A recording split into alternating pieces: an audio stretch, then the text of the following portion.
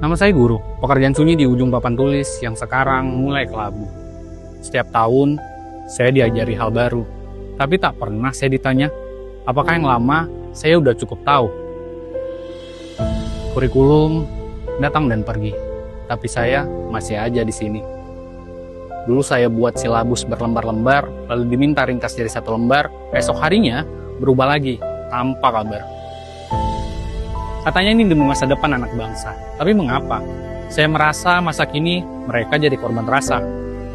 Baru kemarin saya tuntun mereka mengeja kata, hari ini mereka dituntut menyusun proyek dan refleksi makna. Saya pandu mereka menulis mimpi di kertas, tapi kurikulumnya terus berubah arah dan batas. Hari ini nilai katanya tak penting, yang penting profil pelajar. Tapi tetap, bila angka turun, wajah orang tua jadi gusar. Saya berusaha memahami, tapi kadang hati ini lelah mengejar istilah yang terus berganti. P5, CP, TP, ATP, AKM. Maaf, saya guru, bukan mesin akronim. Bila anak-anak itu adalah benih, maka kurikulum adalah tanah yang basah, atau mungkin malah kering. Dan saya hanya tangan yang terus menyiram, meski musimnya tak pernah tenang. Saya tidak takut pada perubahan, saya hanya ingin waktu untuk memahami dan bertahan.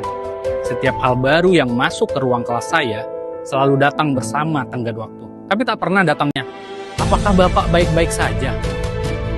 Saya tidak minta banyak, hanya satu kurikulum yang diberi waktu tumbuh, bukan dipetik sebelum berakar dan tumbuh.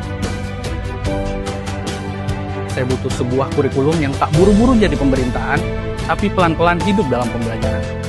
Kurikulum yang tak membuat saya terburu, membuka file sambil belajar, mengejar jam yang terus mengurut.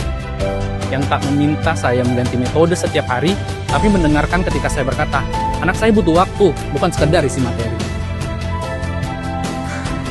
Saya bukan menolak pembaruan, saya ingin kejelasan, bukan kebingungan. Hari ini saya belajar lagi, bukan karena ingin, tapi karena harus, agar tidak tertinggal dari sistem yang semakin hari semakin asik.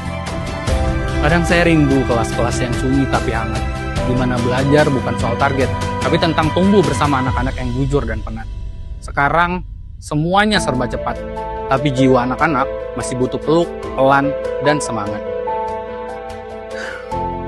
Saya masih di sini, mengejar dengan cinta yang sama, meski kurikulumnya terus berganti rupa. Masih memeluk buku-buku yang lusuh, masih menatap mata mereka dengan doa yang utuh. Karena bagi mereka, kurikulum itu tidak penting.